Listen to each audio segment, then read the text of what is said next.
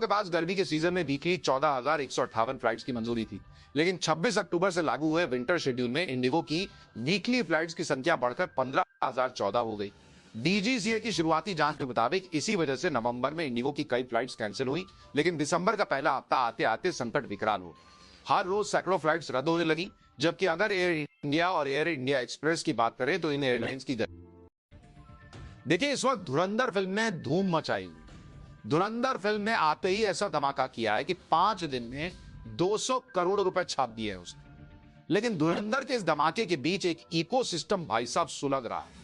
ये इकोसिस्टम धुरंधर फिल्म के पीछे पड़ गया है। कोई कह रहा है धुरंधर फिल्म में ऐसा क्या दिख गया कि मोदी विरोधी गैंग से लेकर पाकिस्तान तक नाम लग गई। 5 दिन में 200 करोड़ कमाने वाली फिल्म धुरंधर ने पाकिस्तान और अंडरवर्ल्ड के धागे खोलकर रख दिए क्या? भारत के करेंसी नोट की प्लेट किसने पाकिस्तान पहुंचाई? भारत में बैठकर कराची के लिए काम करने वाला गैंग एक्सपोज हुआ क्या? आप देखिए कि हमारे यहाँ और बाहर के देशों का अंतर ये है कि यहाँ तो एयरलाइंस कोई लोड ही नहीं ले रहा था अभी कुछ दिन पहले तक, जबकि विदेशों में एयरलाइंस को पता है कि इस तरह के क्राइसिस में यात्रियों को लाया तो तगड़ा जुर्माना भरना पड़ेगा।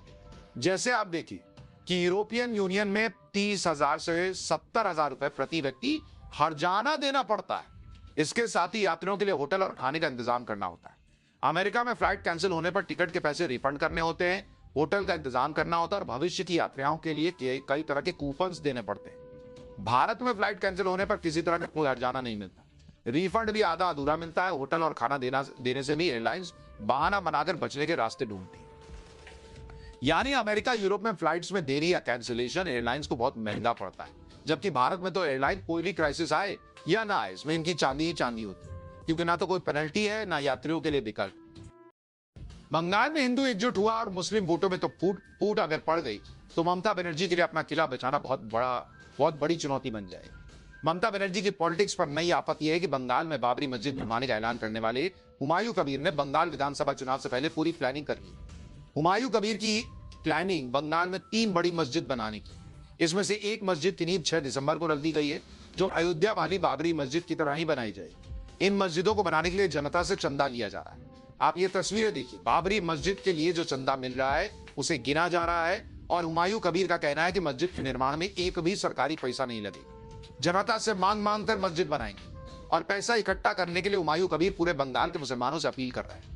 बाबरी मस्जिद के नाम पर मुसलमानों के अंदर अपनी जड़ें गहरी कर हुमायूं कबीर ने जिस तरह से भीड़ इकट्ठी करके अपनी ताकत दिखाई है, उससे ममता बनर्जी सोच में तो पड़ गई। इस मामले में पुलिस ने 3 लोगों को प्राइम अक्यूज बनाया है। पहला है सौरभ लूथरा, जो हादसे वाले नाइट क्लब की चेन का मालिक है। दूसरा है गौरव लूथरा, जो सौरभ लूथरा का भाई है और इस चेन का को ओनर है। तीसरा है अजय गुप्ता, जो दोनों भाइयों का करीबी है। मुख्य आरोपी सौरभ लूथरा और गौरव लूथरा के खिलाफ इंटरपोल का ब्लू कॉर्नर नोटिस जारी किया जा चुका है। ब्लू कॉर्नर नोटिस जारी होने से अब थाईलैंड में उनकी लोकेशन ट्रेस करना और भारत लाना आसान हो जाएगा। गोवा पुलिस की अपील पर सीबीआई ने इंटरपोल से ब्लू कॉर्नर नोटिस जारी करवाया।